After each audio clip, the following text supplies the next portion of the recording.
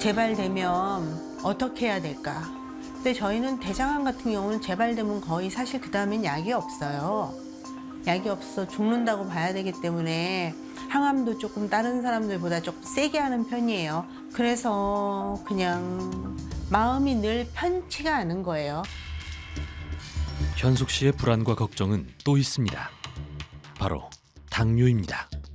사실 제가 암 판정 받기 전에도 당 조절이 잘 안 됐었어요. 근데 이제 암 판정 받고 난 이후로는 관리를 잘해야 된다고 말씀을 하셨는데 이게 생각처럼 쉽지가 않더라고요.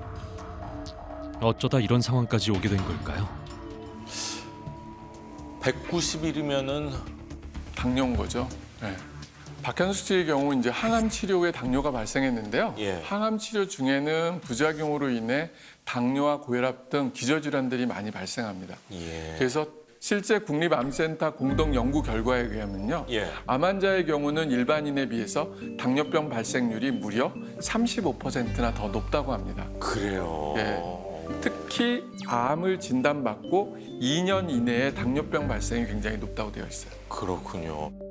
암 수술 후에도 회복되지 않는 건강, 높아진 혈당에 걱정이 앞선 현숙 씨.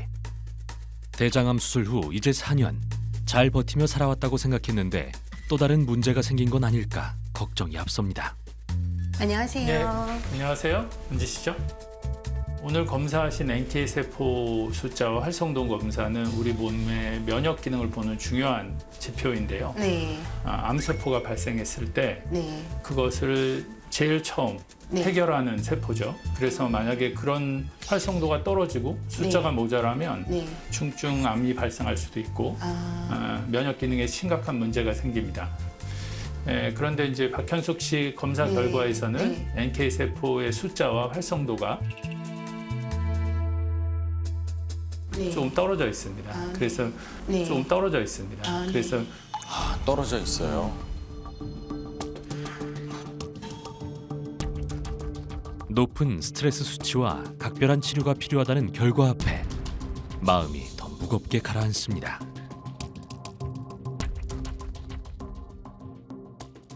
연 박사님 지금 네, 결과 자체가 좋진 않네요. 네, 그래요. 맞습니다. 어떤 점이 잘못됐는지 지금 고쳐야 될 것 같습니다. 그럼요. 자, 연 박사님께서 생각하시는 데스 코드를 공개해 주십시오. 제가 꼽은 데스 코드는 건강염려증입니다. 건강염려증이요. 네.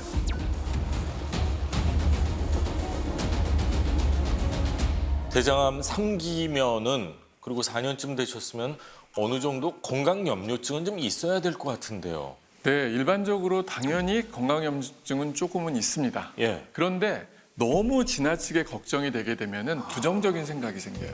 그로 인해서 스트레스가 이어지게 됩니다. 예. 그러면 우리 몸에 스트레스가 연결이 되면 바로 염증이 생기고 그 염증으로 인해서 오히려 결국은 암이 발생할 수 있는 환경을 만들어줘요.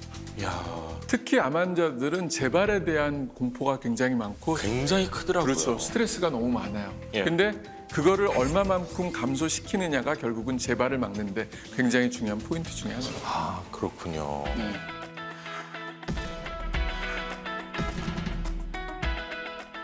명의께서 나오셨으니까 네. 온라인 코드를 공개를 해주시면은 많은 도움이 될 것 같습니다. 네. 공개해 주시죠. 네, 제가 뽑은 얼라이브 코드는 울어라입니다. 울어라요? 네.